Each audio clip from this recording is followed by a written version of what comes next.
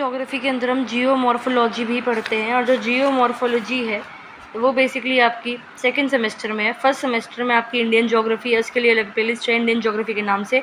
Second semester में physical geography है, geomorphology के नाम से अलग प्लेलिस्ट है। थर्ड सेमेस्टर में फिजिकल ज्योग्राफी है, लेकिन सिर्फ एटमॉस्फेयर और हाइड्रोस्फीयर से रिलेटेड है। तो ये हम फिजिकल ज्योग्राफी थर्ड सेमेस्टर ही कर रहे हैं, जिसके अंदर सिर्फ आपको एटमॉस्फेयर और हाइड्रोस्फीयर से रिलेटेड चीज़ें मिलेंगी, एंड थर्ड सेमेस्टर में आपकी ये होती है। ठीक है, चैप्टर 1 और 2 हो चुका है। चैप्टर नंबर 3 आपका मैं यहाँ तक करवा चुकी हूँ, पेज में 28 तक, एक ही वीडियो में, से पहले देख लेना आप लोग। ये बिगिन करते हैं जो फैक्टर्स कंट्रोलिंग सोलर इंसोलेशन। अब आपको पता है कि भाई अर्थ पे जो है सन की रेज सेम तरह से नहीं पड़ती, प्लेस टू प्लेस वैरी करती है, और कुछ फैक्टर्स हैं जो उसको कंट्रोल करते हैं, वो बेसिकली पढ़ना है। ठीक है, अब देखो, inclination of sun rays affect the solar insolation at a place in following 2 ways. जो सन रेज की इंक्लिनेशन है उससे भी इफेक्ट होता है कि एक प्लेस पे जो है कितनी सोलर रेडिएशन जो है, सोलर इंसोलेशन जो है वो आएगी। फॉर एग्जांपल, जो वर्टिकल रेज हैं they have to heat less area than inclined rays, so that heat per unit area provided by the vertical rays is more than the inclined rays. इस figure में अगर आप देखो तो जो ये ए, बी और सी है, ये 3 इक्वल बीम्स है सन रेज की, जो पैरेलल हैं एक दूसरे के, लेकिन उनका इंक्लिनेशन जो है वो डिफरेंट है ना डिफरेंट प्लेसेस पे। बीम ए की अगर बात करें तो इक्वेटर पे गिरती है, और ये इक्वेटर पे ऐसे गिर रही है, तो ये क्या है, परपेंडिकुलर है ना अर्थ के सरफेस के साथ। बीम बी की बात करो तो ये मिड लैटिट्यूड्स पे गिरती है और समवट इंक्लाइंड है ये। बीम सी की बात करो तो वो पोल्स पे आपकी आके गिरती है, और इंक्लिनेशन यहाँ पे मैक्सिमम है अर्थ के सरफेस के साथ। देखो कितना इंक्लिनेशन है, या तो 90 है, यहाँ कम इंक्लिनेशन है फिर भी। तो ये क्लियर है कि जो बीम ए है उसको मिनिमम एरिया हीट करना है। अब ये इतना लंबे एरिया में इंक्लाइन हो रही है, इसकी जो सी है वो बहुत ज़्यादा एरिया में पड़ रही है इंक्लाइन होके, तो इसको जो है मैक्सिमम एरिया हीट करना है। और जो बी है ना, उसको ना ही मैक्सिमम ना मिनिमम, बीच का सा कुछ, मतलब इन दोनों से इससे ज़्यादा और इससे कम एरिया इसको बी को जो है वो हीट करना है। जो ये एरियाज दिख रहे हैं ना, X Y X Y X Y, ये तीनों पोजीशंस में दिख रहे होंगे आपको कि भाई ए को इतना एरिया हीट करना है, बी को इतना, सी को इतना, जो एक्स वाई एरिया है, शेडेड रीजन जो है। जो एस्टिमेट किया गया है कि जो सन रेज है जो 30 डिग्री पे इंक्लाइन होती है, वो जो है nearly half the insolation provide करती है as compare to those following vertically. यानी कि जो वर्टिकली फॉल हो रही है, जितना इंक्लिनेशन, मतलब ये वर्टिकली फॉल हो रही है, जितनी सनरेज यहाँ पे आई उसका हाफ सनरेज आती है कहाँ पे, 30 डिग्री पे। मतलब जहाँ पे ये इंक्लिनेशन 30 डिग्री होता है, यहाँ पे इंक्लिनेशन कितना है, 90 डिग्री है। जहाँ पे ये इंक्लिनेशन 30 डिग्री होता है, वहाँ पे जितनी सनरेज यहाँ पे आती है उसका, मान लो ये 30 डिग्री है, तो जितनी सनरेज यहाँ पे आएंगी उसका आधी सनरेज यहाँ आएंगी जहाँ पे 30 डिग्री का इंक्लिनेशन है। ठीक है, फिर थिकनेस ऑफ एटमॉस्फेयर। अब इस पिक्चर से आप देख भी सकते हो कि जो ए है उसको सिर्फ इतने थिकनेस से पास हो गया अर्थ के सरफेस पे आना है, और बी को ये इतना कवर करना पड़ रहा है, सी को भी इतना कवर करना पड़ रहा है, बी और सी को, दोनों को। ठीक है, तो जितनी ज़्यादा थिकनेस होगी एटमॉस्फेयर में, वही एटमॉस्फेयर में आपके क्लाउड्स भी होते हैं, पार्टिकल्स, गैस पार्टिकल भी होते हैं, तो scattering, reflection, absorption by the atmosphere ज़्यादा होगी ना, तो जो इंसोलेशन जो अर्थ के सरफेस पे आएगी वो कम हो जाएगी, उसकी इंटेंसिटी कम हो जाएगी।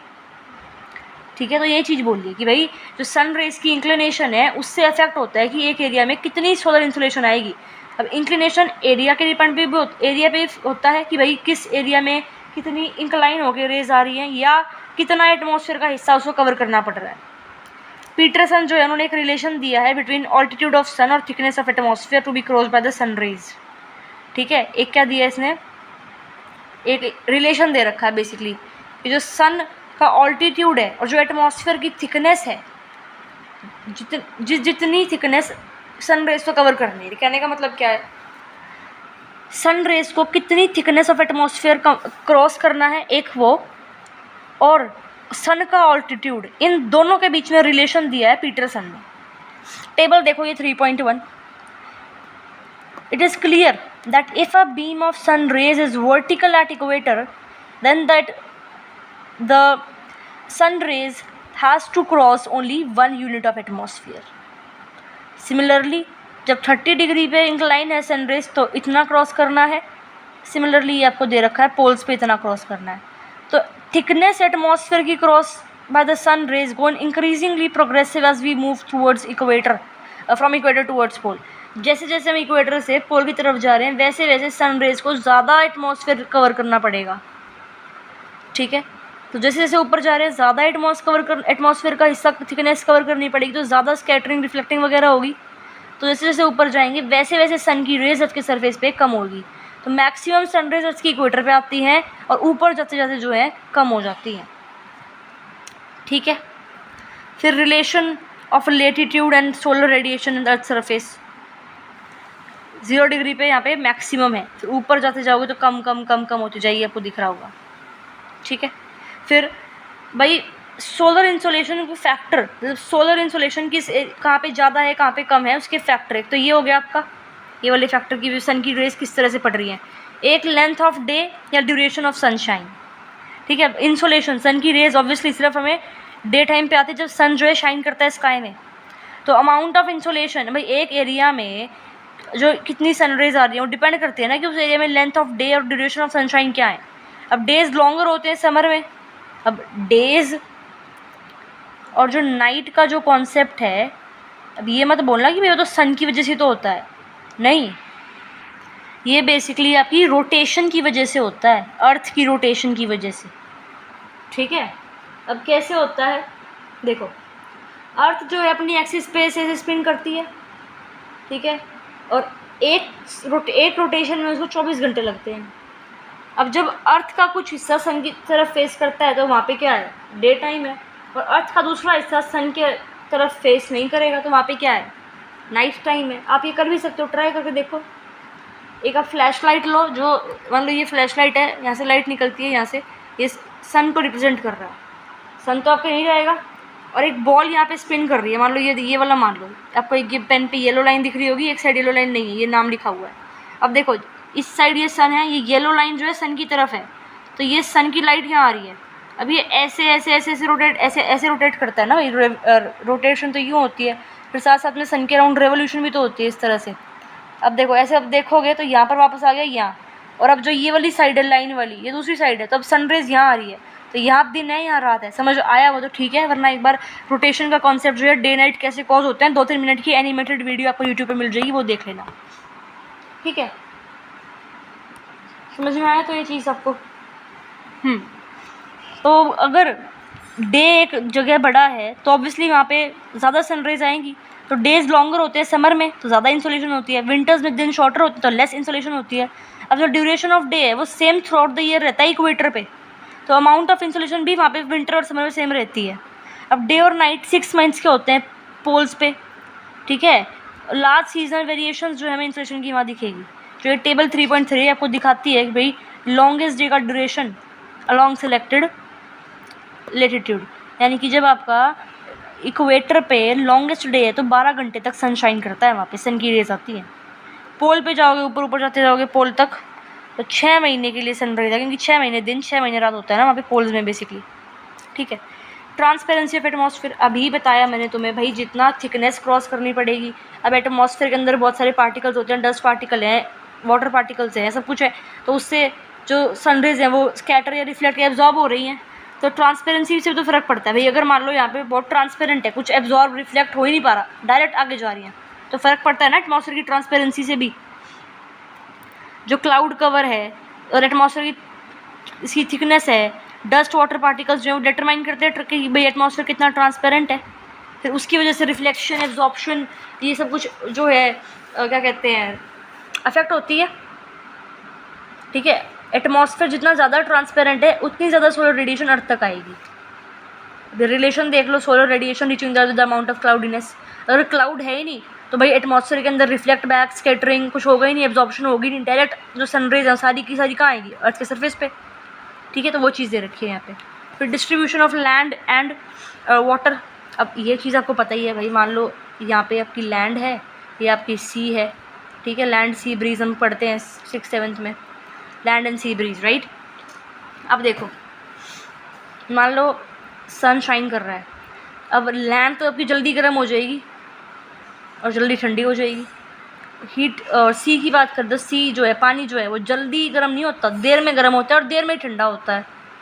तो लैंड जो है वो एब्जॉर्ब और reflect more heat than water, क्योंकि जो स्पेसिफिक हीट है वाटर की अगर specific heat of water x है तो जो x है वो 5 टाइम्स मोर देन है the specific heat of land. अगर ये y है तो इसकी तो ये 5 गुना है। जो स्पेसिफिक हीट है 5 specific heat of water is about 5 times more then specific heat of land. अगर ये 1 है तो ये 5 आएगी। ठीक है, अब स्पेसिफिक हीट क्या होता है कि कितनी हीट एनर्जी जो है लग रही है एक सब्सटेंस का टेम्परेचर बढ़ाने के लिए। ठीक है, अगर लैंड जो है वो आपकी 10 यूनिट ऑफ हीट पे गर्म हो गई, 50 यूनिट ऑफ हीट पे जो है आपका वाटर गर्म होगा। तो ये चीज़ बेसिकली लाइन ने बोली है। अब सन रेज जो है पानी के अंदर तक जाती है, इसलिए लेयर टू लेयर क्रॉस करना होता है, इसलिए उसमें टाइम लगता है सी को, पानी को गर्म होने में। ठीक है, तो ये एस्टिमेट करा गया है कि जो इंसोलेशन है वो maximum 1 metre of the land और 20 मीटर ऑफ वाटर। तो जो सन रे की रेज है उसको लैंड का सिर्फ 1 मीटर तक का हिस्सा गर्म करना है और पानी तो अंदर 20 मीटर तक जाना है। तो ऑब्वियसली पानी स्टैटिक भी है और लैंड स्टैटिक भी है, पानी डायनामिक है। तो लैंड जो है देयरफॉर वो पानी के कंपैरिजन में ज़्यादा जल्दी ठंडी और गर्म होती है। ये आ जाता है क्वेश्चन, काफ़ी इंपॉर्टेंट है और ये चीज़ बहुत बार यूज़ होती है आगे ज्योग्राफी में भी। ठीक है, अब ये 4 रीजंस कि लैंड सरफेस जो है जल्दी हीट होता है, रैपिडली हीट होता है इन कंपैरिजन टू वाटर। तो देखो भाई आपका बेसिकली क्या चीज़ हो रही है, no transmission, no mixing and low specific heat, more evaporation water land. ये आपकी वाटर है, ये आपकी लैंड है। ठीक है, अब मान लो यहाँ से आपकी हीट रेज आ रही है, इनको अंदर तक जाना पड़ेगा। ठीक है, फिर ये अंदर तक गई, अब यहाँ नीचे तक सनरेज जा रही है, पहले ये गर्म हुआ तो नीचे ठंडा पड़ा है, ये नीचे आएगा फिर ये ऊपर जाएगा, इस तरह से मतलब समझ गए आप। काफ़ी पूरी बहुत सारी लेयर्स जो है वो क्या करनी होती है, गर्म होनी पड़ती है पानी की। लेकिन यहाँ तो सिर्फ सरफेस गर्म होता है लैंड पे। ठीक है, फिर है नेचर ऑफ सरफेस। ऑब्वियसली ये चीज़ भी है भाई कि भाई एक एरिया में कितनी सन की रेडिएशन है वो उसके सरफेस पे भी तो डिपेंड करता है ना।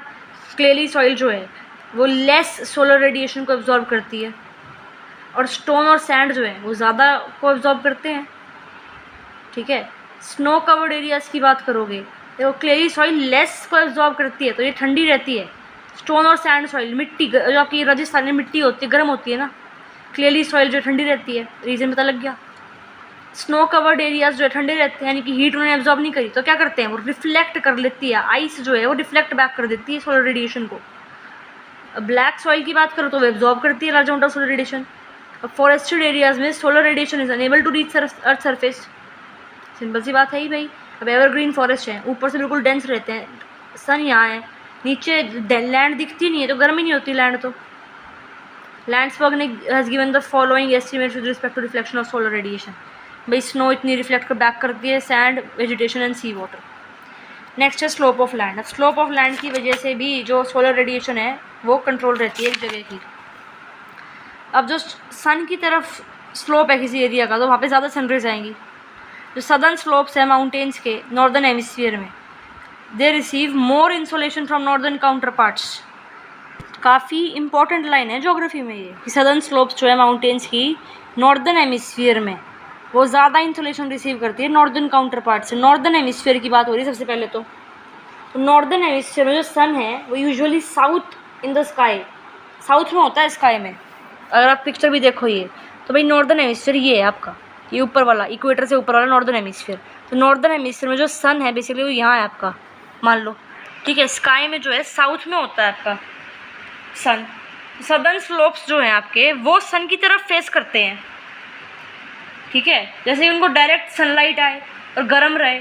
नॉर्दर्न स्लोप्स जो है वो सन की तरफ, ये सन है, सन की तरफ फेस नहीं करते, तो यहाँ पे डायरेक्ट सनलाइट कम आती है। तो इसलिए इसके कंपैरिजन में नॉर्दर्न स्लोप्स कूलर होते हैं और शेडियर होते हैं। ठीक है, सिंपल सा एग्जांपल आप लेके देखो। आप एक हिल सोच के देखो दिमाग में, ये हिल है, यहाँ माउंटेन है। अब सनरेज यहाँ ज़्यादा डायरेक्ट पड़ रही है ना इन कंपैरिजन टू दिस। ठीक है, ये गर्म एरिया रहेगा, ये ठंडा एरिया रहेगा आपका। अब एग्जाम्पल लेके देखो, अब करके देखो। दीवार पे टॉर्च मारो, फ्लैश लाइट फ़ोन की मारो। ठीक है, अगर बिल्कुल स्ट्रेट मारो तो सिर्फ एक गोल गोल सा बन जाएगा। अगर आप टॉर्च मारते हो मान लो, ठीक है, तो गोल गोल बन जाएगा, यानी कि बिल्कुल स्ट्रेट लाइट पड़ रही है उस एरिया पे। और थोड़ी टेढ़ी तरफ से मारो टॉर्च को वॉल पे, तो वॉल का ज़्यादा हिस्सा कवर होएगा लाइट से। तो जब ज़्यादा हिस्सा कवर हो रहा है ना, उस तरीके की सनलाइट आपकी आती है नॉर्दर्न स्लोप में, और सदर्न स्लोप में आती है जो डायरेक्ट बिल्कुल स्ट्रेट लाइट पड़ती है। तो यही रीज़न है कि नॉर्दर्न हेमिस्फीयर में, अगर आप नॉर्दर्न हेमिस्फीयर में रहते हो तो किसी के घर में अगर सोलर पैनल है तो वो आपके सदर्न स्लोप के साथ ही लगते हैं। सदर्न फेसिंग सरफेस जो होता है, मतलब सोलर पैनल जो है ना, फिर इस तरह से लगेंगे, इस तरह से साउथ सदर्न स्लोप की तरफ से लगेंगे, क्योंकि वहाँ पे ज़्यादा सनरेज आएंगी। साउथ की तरफ अगर सोलर पैनल को आप टिल्ट कर देते हो तो ज़्यादा सनलाइट कैप्चर करेंगे। ठीक है, ठीक है। तो फिगर जो एक्स ये है, फिगर आपका 3.7, एक्स और वाई दो इक्वल और पैरेलल बीम्स हैं सन रेज की, जो कि सदर्न और नॉर्दर्न स्लोप से हिल रिस्पेक्टिवली पड़ रही है। फिगर से आप ये हिल है आपकी दिख रही होगी आपको, ये रही हिल, यही मैंने आपको यहाँ पे बताया था कि ये आपकी हिल है, ये रही। अब इस पर आप देख रहे हो कि भाई जो आपका इंक्लिनेशन है एक्स का, it is less than that of Y. देखो कि इतना एरिया पे पड़ रही है, सिर्फ यहाँ पे इतने बड़े एरिया पे सनरेज पड़ रही है। ठीक है, और लेस एरिया ये कवर करती है, ये ज़्यादा एरिया कवर करती है। ठीक है, तो जो पर यूनिट एरिया है इंसुलेशन का रिजर्व्ड, यहाँ पे आप देख रहे हो सदर्न स्लोप्स में ज़्यादा है। अब भाई टॉर्च वाला जो एग्जांपल बताया, दीवार पे टॉर्च मारो स्ट्रेट तो यहाँ पड़ेगा सिर्फ, फिर टॉर्च मारो ऐसे टेढ़ी करके, यूँ टेढ़ी करके, तो पूरे पे दीवार पे यूँ पड़ेगी लाइट। तो जहाँ बिल्कुल स्ट्रेट है यहाँ ज़्यादा आपकी लाइट पड़ेगी ना एक ही स्पॉट पे, तो यहाँ ज़्यादा आपकी सनलाइट है, सनरेज है।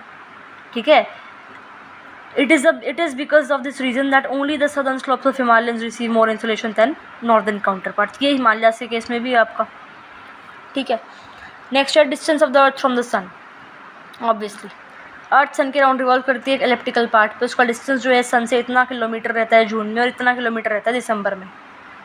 ठीक है, और as a result of this, अब देखो variation of distance of earth from the sun, earth receives इतना मोर इंसुलेशन इन दिसंबर। ऑब्वियसली बात है, अब दिसंबर में जो अर्थ है वो सूरज के ज़्यादा पास है तो ज़्यादा सनरेज आएंगी इन कंपैरिजन टू जून। ठीक है, तो हमारी जो अर्थ है उसमें इन कंपैरिजन टू जून 6.6% ज़्यादा सनरेज आती है दिसंबर में। ठीक है, अब ये वाला टॉपिक ज़रा देख लो, इम्पॉर्टेंट है काफ़ी ये। इक्विनॉक्स क्या होता है, पहले तो मैं आपको इक्विनॉक्स बता दूँ क्या होता है। इक्विनॉक्स बेसिकली एक ईयर में ऐसा टाइम या ऐसे दिन होते हैं जहाँ पे डे और नाइट जो हैं वो ऑलमोस्ट आपके सेम लेंथ के होते हैं, इक्वल लेंथ के होते हैं, तो इसलिए इक्विनॉक्स। ठीक है, दो टाइप के होते हैं आपके, ऑटम इक्विनॉक्स और वर्नल इक्विनॉक्स। वर्नल इक्विनॉक्स को हम स्प्रिंग इक्विनॉक्स भी बोलते हैं। ठीक है, स्प्रिंग इक्विनॉक्स जो है वो 20 या 21 मार्च के अराउंड होता है, 21 ज़्यादा मानते हैं बेसिकली। ठीक है, और ये जो बेसिकली जब ये आपका हुआ, यानी कि नॉर्दर्न हेमिस्फीयर के रिस्पेक्ट में हम देखते हैं, जब 21 मार्च को क्या होता है ना, 21 मार्च को जो आपका दिन और रात है उसकी लेंथ सेम होती है, तो बेसिकली क्या हो गया आपका 21 मार्च को स्प्रिंग इक्विनॉक्स हो गया। अब इसका मतलब है कि नॉर्दर्न हेमिस्फीयर में तो आपका जो है स्प्रिंग सीज़न आ गया और सदर्न हेमिस्फीयर में ऑटम सीज़न आ गया।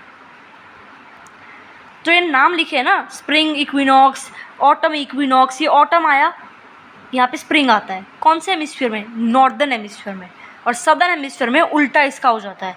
एक वीडियो है यूट्यूब पे, अगर आप सर्च करोगे काफ़ी उसने ना एनिमेशन के थ्रू समझा रखा है इक्विनॉक्स के कॉन्सेप्ट को, तो देख लेना, बट आपको समझ में यहाँ से भी आ जाएगा सिंपल, इस पिक्चर से भी देखोगे, सिंपल कॉन्सेप्ट समझा दिए। प्रैक्टिकल देखना है कि अर्थ रोटेट कर रही है, रेवोल्यूशन हो रहा है, सन एक जगह है और एक ऐसे होते हैं, तो वो आप उस एनिमेशन में देख लेना। बाकी समझ लो थ्योरी कि भाई जिस दिन डे और नाइट की लेंथ सेम है उसको इक्विनॉक्स कहते हैं। तो दो टाइम होता है साल में, स्प्रिंग इक्विनॉक्स 21 मार्च के आसपास, और स्प्रिंग इक्विनॉक्स जिस दिन होता है यानी कि नॉर्दर्न हेमिस्फीयर में स्प्रिंग रीजन की शुरुआत हो गई और सदर्न हेमिस्फीयर में उल्टा इसका यानी कि ऑटम की शुरुआत हो गई। ऑटम इक्विनॉक्स जो आपका 23 या 22 सितंबर को, बेसिकली 23 मानते हैं, 23 सितंबर को आपका बेसिकली ये होता है। इसका मतलब क्या है, इसका मतलब ये है कि इस दिन डे और नाइट सेम है, और यहाँ से आपका जो ऑटम है, बेसिकली ऑटम सीजन स्टार्ट हो गया कहाँ पे, नॉर्थर्न हेमिस्फीयर में, और सदर्न हेमिस्फीयर में क्या स्टार्ट हो गया, स्प्रिंग सीजन जो है वो स्टार्ट हो गया। अब ये होता क्यों है, इक्वल डे और नाइट, मतलब इन दोनों दिन जो अर्थ है 12 घंटे की डे लाइट मिलती है और 12 घंटे की लाइट मिलती है, नाइट मिलती है। 12 घंटे की दिन और 12 घंटे की रात होती है इन दोनों दिन। क्यों? क्योंकि जो सन है वो बिल्कुल ही ओवरहेड होता है इक्वेटर के। सन जो है वो डायरेक्टली इक्वेटर के ऊपर होता है। ठीक है, अब जो नेक्स्ट आती है इक्विनॉक्स, समझ में आ गया। नेक्स्ट है सोलिस्टिस। ठीक है, अब देखो ये जो वर्ड है ये आपका आया लैटिन वर्ड सोल से, SOL, जिसका मतलब होता है सन, और सिस्टर है SISTERE, जिसका मतलब होता है टू स्टैंड स्टिल। ठीक है, तो इसका मतलब क्या हो गया इस वर्ड का? इस वर्ड का मतलब है कि जो सन है वो स्काई में स्टिल खड़ा है, हिल नहीं रहा, टाइप ऑफ। ठीक है, दो टाइप के आपको मिलेंगे, समर और विंटर सोलिस्टिस। ठीक है, जो समर सोलिस्टिस है इसमें बेसिकली कब होता है आपका ये आपका होता है 21 जून को। 21 जून को इसका मतलब क्या है कि 21 जून को जो आपका अर्थ है, नॉर्दर्न हेमिस्फीयर की बेसिकली बात कर रहे हैं कि 21 जून को नॉर्दर्न हेमिस्फीयर में सबसे बड़ा दिन होता है। ठीक है, सबसे बड़ा दिन, लॉन्गेस्ट डे होता है 21 जून को, और यहाँ से समर सीजन आपका स्टार्ट हो जाता है नॉर्दर्न हेमिस्फीयर में, और सदर्न हेमिस्फीयर में इसका उल्टा होता है। ठीक है, फिर आता है विंटर सोलिस्टिस, जो कि आपका 22 दिसंबर को होता है। ये पूरे साल का सबसे छोटा दिन होता है नॉर्दर्न हेमिस्फीयर में, और इस दिन के बाद से बेसिकली विंटर जो है नॉर्दर्न हेमिस्फीयर में आपकी स्टार्ट हो जाती है। ठीक है, फिर दो टर्म्स और आपकी आती है, पेरीहीलियन और आपका एपीहीलियन। एपीहीलियन, ठीक है, पेरीहीलियन का मतलब क्या होता है? एक ऐसी पॉइंट है, एक ऐसा दिन है जो बेसिकली 3 जनवरी है, जब जो अर्थ है वो सन के सबसे पास है। ठीक है, तो एक spot on the track where earth is nearest to the sun. मान लो भाई ये आपका सन है, ये अर्थ ऐसे घूम रही है ना, रोटेट कर रही है, रोटेट और रेवोल्यूशन दोनों हो रहा है, तो इस पॉइंट पे आके 3 जनवरी को सबसे पास में हो गया अर्थ सन के। ठीक है, सिमिलरली नेक्स्ट है एपीलियन। जब ऐसे ऐसे अर्थ रोटेट होकर घूमती है, रेवोल्यूशन करती है, तो एक पॉइंट आता है यहाँ पे बेसिकली 4 जुलाई को, जिसको हम एपीलियन कहते हैं, और ये पॉइंट वो है जहाँ पे जो आपका अर्थ है वो दूर होती है, सबसे ज़्यादा दूर होती है बेसिकली सन से। ठीक है, तो ये है क्लोजेस्ट टू द अर्थ और ये है farthest from closest to the sun, और ये है farthest from the sun, aphelion. समझ में आ गई होगी ये भी पिक्चर आपको। सन स्पॉट्स, अब सन स्पॉट्स क्या हैं?